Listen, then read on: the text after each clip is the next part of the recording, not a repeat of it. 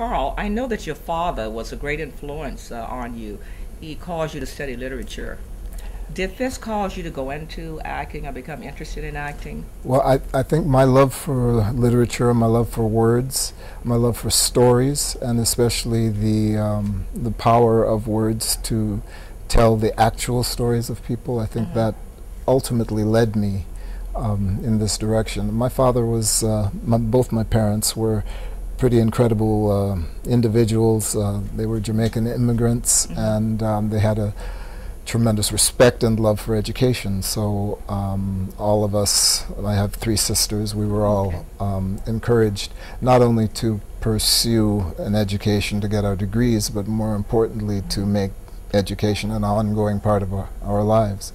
And I found that when I stumbled upon acting, it allowed me to have not only the joy of literature, because writers do write some quite incredible things, but it also gave me this opportunity to walk in the shoes of characters that I might not otherwise get to do, and it helped me to learn how to limit my judgments about other people and other stories and other potential circumstances.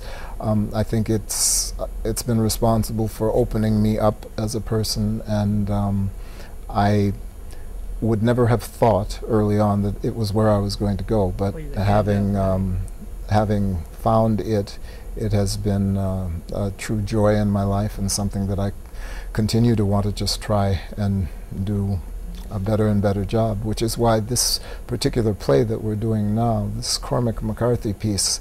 Yeah, tell me a little about the writers and the directors. Sunset Limited is not even really called a play, it's called a novel in dramatic form.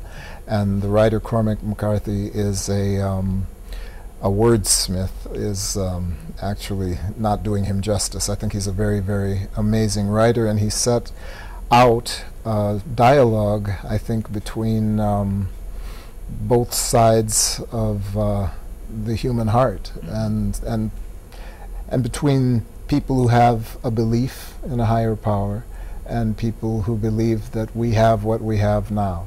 And I love the piece because I think that my character is faith-based, but I think he also has to listen to and respect and give credence to the arguments of someone who does not have that faith. Right. And I think it speaks to the need for all people to suspend judgment one way or the other. Either we're not entitled to it because there is a higher power, or we're not entitled to it because you can't judge anyone else who is on the same level as you are. You can only hope to learn more about them and learn to live with them. I think brotherhood is a theme in this piece that I respond to. I think everything he has written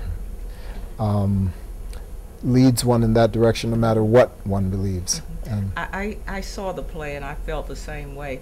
It was a very intense play to me, and one of the things I got from it was like there are higher powers, and you know, when we leave out of here, you know, we're here, but when we leave out of here, we have to answer to other powers. And I feel that the afterlife is something that's really significant, and that the way you live your life here on the planet now definitely will determine how you live it when you leave out of here. And I think also that the key is that for people who do not feel that way, it's still really about how we live with one another here. Right. You know, you look at what's happening in this country right now with sort of the unkindness that is being visited upon other people by people of Christian faith.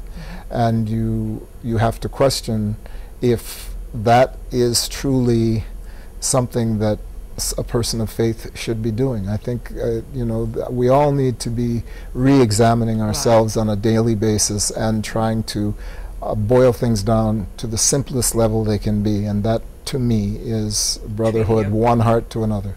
Exactly. And you know, so many people don't really understand the depths of that. Religion, you know, bounds you, and I think what's in your heart comes out, and it's how you treat each other. Yes, I believe that. And color has nothing to do with it. It's the heart.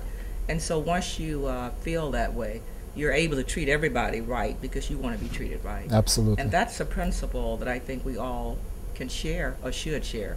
Well, I think it makes it's one of the founding principles of my own life, and that's one of the things I credit all of the most important people in my life, from my parents and my siblings to my wife. Well, I think that's why you're so able to play these type of roles, because you have those type of principles within yourself. Your wife was a fabulous actor also. I saw her. I thought she was so, I really admired her. And, you know, they say behind every great man there's a great woman, so I really think she was beautiful and very talented. So we have to cut this interview, and I really hate to leave, seriously, because I had so many other things I wanted to ask you. Well, but this was a pleasure to do. Come back on our show again. All right. And thank you so for much. Being on the show called Nisayah.